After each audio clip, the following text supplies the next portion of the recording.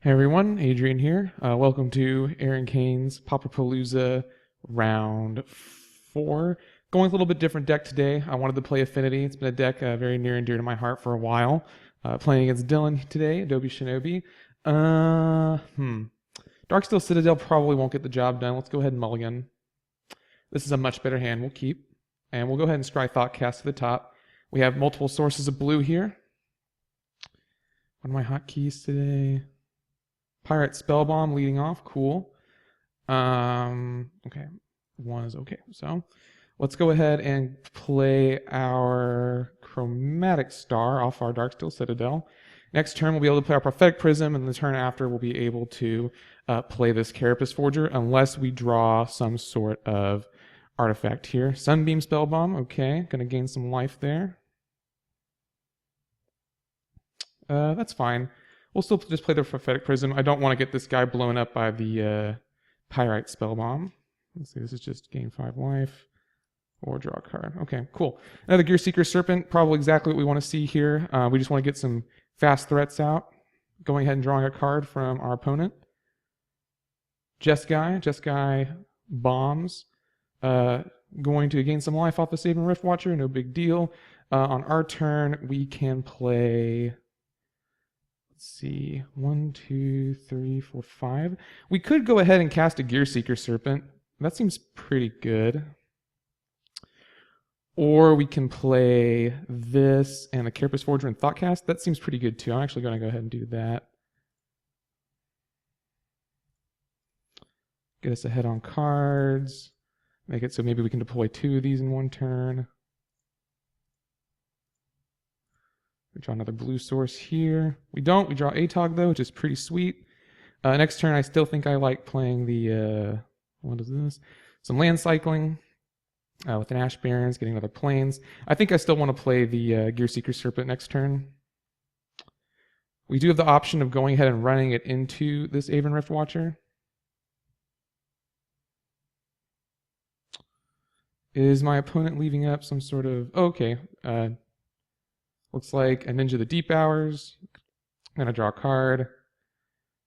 This might be a pretty good time to play Atog. We can probably do Atog and Gearseeker Serpent. All right, so Aether Spellbomb is actually very good against Atog because it can just return it to my hand unless I have the Fling.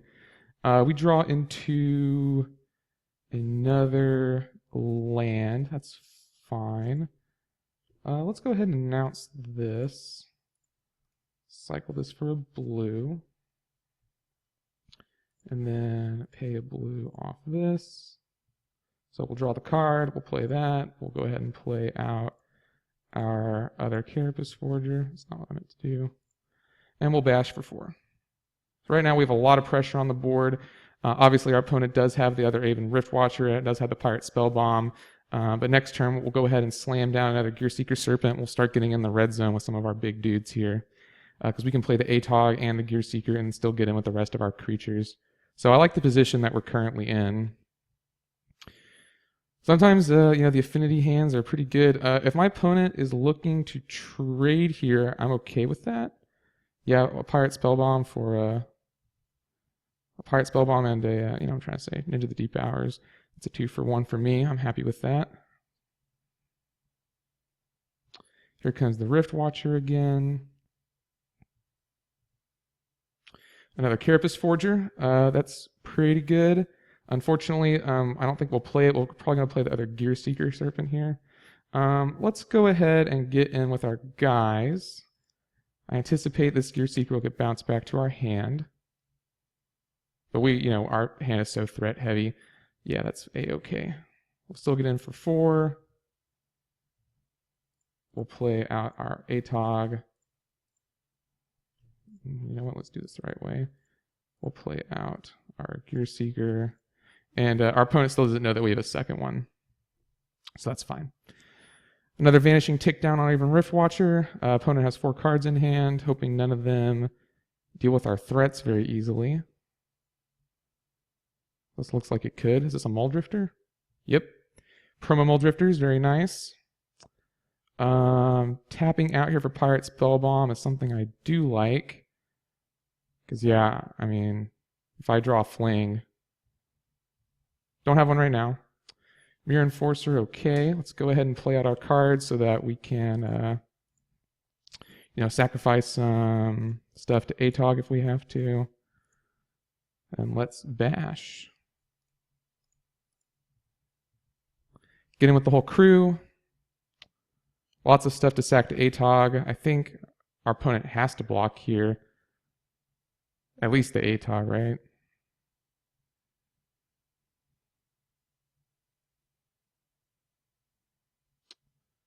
Yeah, they're in a tough position. Probably trying to figure out how to block here. Could double block the Carapace Forger. Just like that. Okay, I will elect to save ATOG. Put our opponent down to 9.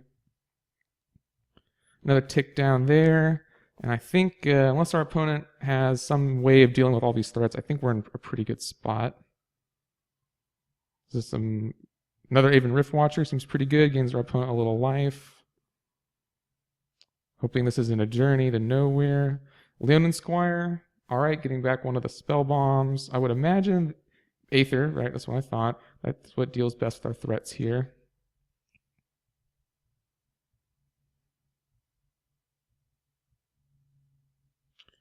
Prophetic Prism, let's go ahead and play that. See this? I'm not sure. Let's get in with everyone. Probably bouncing the ATOG here, I would imagine, but that might really no blocks. I mean, that's lethal, so I'm gonna wait for, yeah, there we go. All right, let's go ahead and go on to the next game. Our opponent is on some kind of Just Guy Trinkets deck. Muldrifter could be good to bring in the Pyroblasts. Sorry about that, my girlfriend came into the room, so I paused. Where was I? Oh yeah, we saw Muldrifter and Ninja the Deep Hour, so could bring in Pyroblast. Do also kind of like Ancient Grudge, based off what we saw. So let's bring in the Pyroblasts, the Ancient Grudges, and let's take out... Oh yeah, I actually got this list off from online, so this looks like it's actually playing Bolt's main deck, which I actually do kind of like against our opponent. This is actually kind of tough, because I think all these cards are actually pretty decent. Maybe the bolts aren't super necessary. Those creatures, most of them we can kill with the Pyroblasts anyway. So let's take out the bolts. Let's take out let's take out a Temur Battle Rage because of the Aether Spell Bomb, and then let's take out a Prophetic Prism. All right, I think I like that. Let's go ahead and submit and get ready for our next game here. Since our opponent's in red, we do want to watch out for cards like Gorilla Shaman. Obviously, that would be a big game ender. I like this hand. It's a little slow, but we do have the Ancient Grudge, and we have Darksteel Citadel and Springleaf Drum, which is very good against Gorilla Shaman. And we're on the draw, and at some point we will hopefully play enough artifacts to put out these 2 Mirror Enforcers. So I don't hate it. Turn 1 Aether Spell Bomb. Okay. That's great draw for us. Just all the artifacts we need, and the next turn maybe we can Ancient Grudge this Aether Spell Bomb if our opponent taps out for something. Not super duper likely, but it is a thing we could do. All right, yeah, basic land cycling, sure. Getting a Plains, and then Boros Garrison. All right, I actually do kind of like just blowing this up. We do draw Carapace Forger, so that is a consideration to go ahead and get our ATOG down. Also, if our opponent does have Gorilla Shaman, it's going to be pretty bad if they blow up our red source. But I think it's worth it to go ahead and just get this while they're tapped out. And if there's no Gorilla Shaman next turn, we can start getting into things here. Is this an Evoked Muldrifter? It is indeed. I like that. So yeah, next turn we'll be able to play our... we'll play a couple things. Another Mirror Enforcer. That's a good one. Mirror Enforcer currently costs 3. So, but I think I just want to go ahead and play the ATOG and the Carapace Forger. And then next turn, maybe we'll draw another artifact and, chain together these 3 Enforcers, which would just be super sick. Cycling an Ash Barrens on upkeep. Cool. Getting another island. Considering the plays. I don't think our opponent has Gorilla Shaman. I think they would have just slammed it because it'd be incredibly good against us here. Yeah, it doesn't look like it. Galvanic Blast is not bad. So let's go ahead and, we're going to have to tap out for this. Unfortunately, it doesn't look like we can play another. But now we can at least leave up Galvanic Blast, which is pretty sweet. The next turn we'll go crazy with our Mirror Enforcers. Yeah, I've played a lot of Affinity in my day. The deck is insane. Oh, obviously we conveniently also leave up our Ancient Grudge for another Spell Bomb. If this is a Muldrifter, I think we can go ahead and bolt it. We don't have to.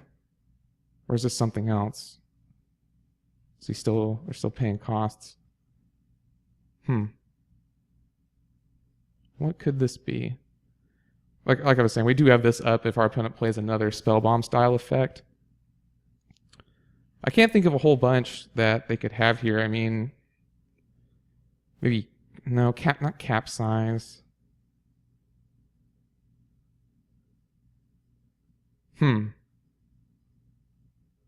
Kiravik's Torch, targeting my Mirror Enforcer? That kind of stinks, because now we'll have to go ahead and do it next turn. But can we just win here? Let's see. Let's see, that's 4, 5, 6, 7, 8, 9, 10, 11, 12. Well, we still have that to consider. I actually kind of like... No, I'm going to hold off the Galvanic Blast. Let's just sacrifice this. Kiravik's Torch is good to know about, though. That might be one of our opponent's win conditions. Another Galvanic Blast? Well, now I wish I'd just done the other one. Now, Galvanic Blasting end of turn is pretty appealing. So we're in a similar position that we were last time. Is this another Kiravik's Torch? No, just a Ninja. Gaining a life. I think we can blast the Ninja.